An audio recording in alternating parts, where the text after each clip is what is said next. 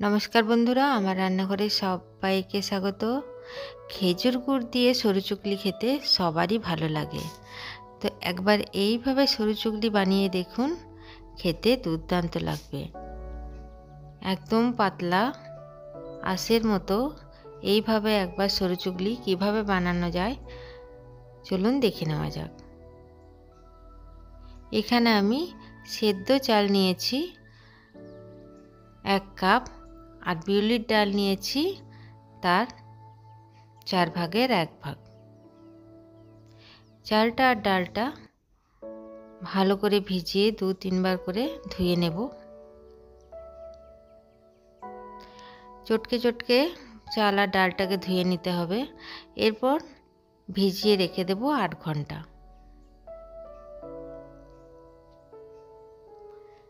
ঢাকা দিয়ে রেখে দেব। 8 ঘন্টা পর চালটা খুলে দেখব, চালটা ভিজে গেছে আর ডালটাও ভিজে গেছে।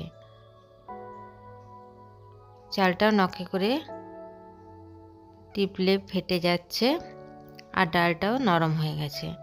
এবার মিক্সিতে একটা পেস্ট বানিয়ে নিলাম। পেস্ট বানিয়ে নিয়ে এর মধ্যে আমি জল দিয়ে দেবো, গরম জল আর নুন আর জল দিয়ে ভালো করে ফেটিয়ে নেব।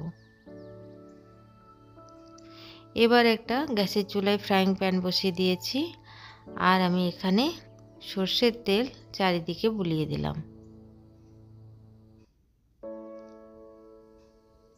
এবার চাল আর ডাল বাটা যে মিশ্রণটা পাতলা করে রেখেছিলাম সেটা এর মধ্যে আমি হাতায় করে দিয়ে দেব। আপনারা যেরকম সাইজের খেতে চাইবেন সেরকম সাইজের দেবেন। আমি একটু বড় বড় করেই বানিয়েছি, তার জন্য 3 হাতা দিলাম। ভালো করে ফ্রাইং প্যানটা চারিদিকে ঘুরিয়ে দেব।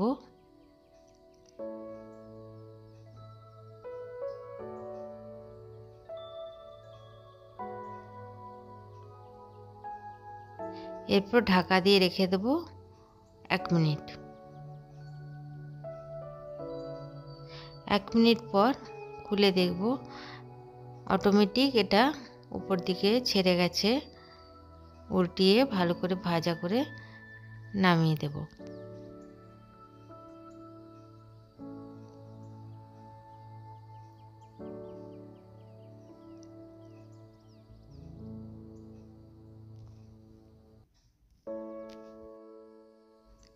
ওই একইভাবে আরেকটা দিয়ে দেব। একটু সর্ষের তেল চারিদিকে বুলিয়ে নেব।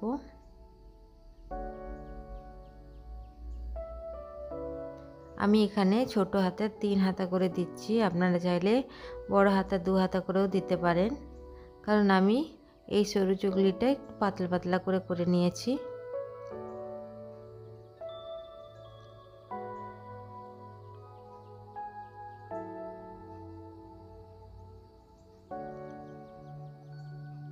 এবার ঢাকা দিয়ে দিলাম, 1 মিনিট রেখে দেব। এইভাবে সরু চুগলি বানালে একদম সফট হয় আর একদম লেগে যাওয়ার কোনো ঝামেলা থাকে না। আমার এই সরু চুগলির রেসিপি যদি আপনাদের ভালো লাগে তো আমার চ্যানেলটিকে সাবস্ক্রাইব করার জন্য অনুরোধ রইল।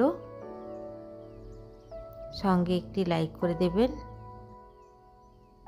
ভিডিওটি দেখার জন্য সবাইকে অসংখ্য ধন্যবাদ।